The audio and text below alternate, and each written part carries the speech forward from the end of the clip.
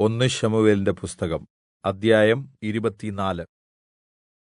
Shaul ഫെലിസ്ത്യരെ ഓടിച്ചുകളഞ്ഞിട്ട് മടങ്ങിവന്നപ്പോൾ ദാവീദ് എൻഗദി മരുഭൂമിയിൽ ഉണ്ടെന്ന് അവന് അറിവുകിട്ടി.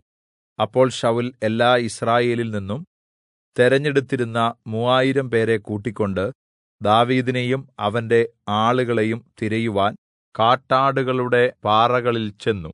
അവൻ വഴിയരികെ ഉള്ള ആട്ടിൻ തൊഴുത്തിൽ എത്തി. അവിടെ ഒരു ഗുഹ ഉണ്ടായിരുന്നു. ശൌൽ വിസർജ്ജനത്തിനായി അതിൽ കടന്നു. എന്നാൽ ദാവീദും അവന്റെ ആളുകളും ഗുഹയുടെ ഉള്ളിൽ താമസിച്ചിരുന്നു.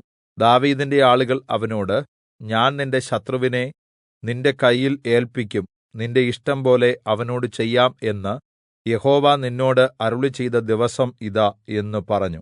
അപ്പോൾ ദാവീദ് എഴുന്നേറ്റ് ശൌലിന്റെ മേലങ്കിയുടെ അറ്റം പതുക്കെ മുറിച്ചെടുത്തു.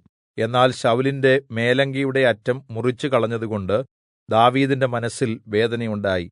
അവൻ തന്റെ ആളുകളോട്, യഹോവയുടെ അഭിഷിക്തനായ എന്റെ യജമാനനെതിരായി ഒരു ദോഷവും ചെയ്യുവാൻ യഹോവ എനിക്ക് ഇടവരുത്തരുതേ, അവൻ യഹോവയുടെ അഭിഷിക്തനല്ലോ എന്ന് പറഞ്ഞു. ഇങ്ങനെ ദാവീദ് തന്റെ ആളുകളെ ശാസിച്ച് നിയന്ത്രിച്ചു. ശൌലിനെ ദ്രോഹിക്കുവാൻ അവരെ അനുവദിച്ചില്ല. ശൌൽ ഗുഹയിൽനിന്ന് ഇറങ്ങി തന്റെ വഴിക്കുപോയി. ദാവീദും ഗുഹയിൽനിന്ന് പുറത്തിറങ്ങി ശൌലിനോട്, എന്റെ യജമാനനായ രാജാവേ എന്ന് വിളിച്ചു. ശൌൽ തിരിഞ്ഞു നോക്കിയപ്പോൾ ദാവീദ് സാഷ്ടാംഗം വീണ് നമസ്കരിച്ചു. ദാവീദ് ശൌലിനോട്, ദാവീദ് നിനക്ക് ദോഷം ചെയ്യുന്നു എന്ന് പറയുന്നവരുടെ വാക്ക് നീ വിശ്വസിക്കുന്നത് എന്ത്? യഹോവ ഇന്ന് ഗുഹയിൽവെച്ച് നിന്നെ എന്റെ കയ്യിൽ ഏല്പിച്ചിരുന്നു എന്ന് നീ അറിഞ്ഞാലും നിന്നെ കൊല്ലുവാൻ ചിലർ പറഞ്ഞെങ്കിലും ഞാൻ ചെയ്തില്ല.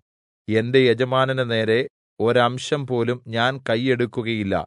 അവൻ യഹോവയുടെ അഭിഷിക്തനല്ലോ എന്ന് ഞാൻ പറഞ്ഞു. എന്റെ പിതാവേ, എന്റെ കയ്യിലുള്ള നിന്റെ മേലങ്കിയുടെ അറ്റം ഇതാ കണ്ടാലും നിന്റെ മേലങ്കിയുടെ അറ്റം ഞാൻ മുറിച്ചു. എന്നിട്ടും ഞാൻ നിന്നെ കൊന്നില്ല. അതുകൊണ്ട് എന്റെ കയ്യിൽ ദോഷവും ദ്രോഹവും ഇല്ല. ഞാൻ നിന്നോട് പാപം ചെയ്തിട്ടുമില്ല എന്ന് നീ അറിഞ്ഞുകൊള്ളുക. പക്ഷേ നീയോ എന്നെ കൊല്ലുവാൻ അവസരം തേടി നടക്കുന്നു. യഹോവ എനിക്കും നിനക്കും മദ്ധ്യേ ന്യായം വിധിക്കട്ടെ. യഹോവ എനിക്കുവേണ്ടി നിന്നോട് പ്രതികാരം ചെയ്യട്ടെ. എന്നാൽ എന്റെ കൈ നിന്റെമേൽ വീഴുകയില്ല. ദുഷ്ടത ദുഷ്ടനിൽ നിന്ന് പുറപ്പെടുന്നു എന്നല്ലോ പഴഞ്ചൊല്ല് പറയുന്നത്. എന്നാൽ എന്റെ കൈ നിന്റെമേൽ വീഴുകയില്ല. ആരെ തേടിയാകുന്നു യിസ്രായേൽ രാജാവ് പുറപ്പെട്ടിരിക്കുന്നത്? ആരെയാകുന്നു പിന്തുടരുന്നത്? ഒരു ചത്ത നായെയോ ഒരു ചെള്ളിനെ അല്ലയോ?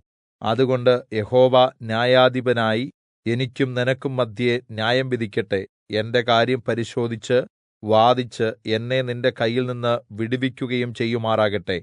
ദാവീദ് ശൌലിനോട് ഈ വാക്കുകൾ സംസാരിച്ച് തീർന്നശേഷം ശൌൽ, എന്റെ മകനേ ദാവീദേ, ഇത് നിന്റെ ശബ്ദമോ എന്ന് ചോദിച്ച് പൊട്ടിക്കരഞ്ഞു. പിന്നെ അവൻ ദാവീദിനോട്, നീ എന്നേക്കാൾ നീതിമാൻ ആകുന്നു. കാരണം ഞാൻ നിനക്ക് തിന്മ ചെയ്തപ്പോൾ അതിന് പകരം നീ എനിക്ക് നന്മ ചെയ്തിരിക്കുന്നു. യഹോവ എന്നെ നിന്റെ കയ്യിൽ ഏല്പിച്ചിട്ടും നീ എന്നെ കൊല്ലാതെ വിട്ടതിനാൽ നീ എനിക്ക് നന്മ ചെയ്തതായി ഇന്ന് കാണിച്ചിരിക്കുന്നു. ശത്രുവിനെ കണ്ടുകിട്ടിയാൽ ആരെങ്കിലും അവനെ വെറുതെ വിടുമോ? നീ ഇന്ന് എനിക്ക് ചെയ്തതിന് പകരം യഹോവ നിനക്ക് നന്മ ചെയ്യട്ടെ. എന്നാൽ നീ തീർച്ചയായും രാജാവാകും. യിസ്രായേൽ രാജത്വം നിന്റെ കയ്യിൽ സ്ഥിരമാകും എന്ന് ഞാൻ അറിയുന്നു. അതുകൊണ്ട് നീ എനിക്ക് ശേഷം എന്റെ സന്തതിയെ മുഴുവനും നശിപ്പിച്ച് എന്റെ പേര് പിതൃഭവനത്തിൽനിന്ന് മായിച്ചു കളയുകയില്ല എന്ന് യഹോവയുടെ നാമത്തിൽ ഇപ്പോൾ എന്നോട് സത്യം ചെയ്യണം. അങ്ങനെ ദാവീദ് ശൌലിനോട് സത്യം ചെയ്തു. ശൌൽ അരമനയിലേക്ക് പോയി. ദാവീദും അവന്റെ ആളുകളും ദുർഗ്ഗത്തിലേക്കും പോയി.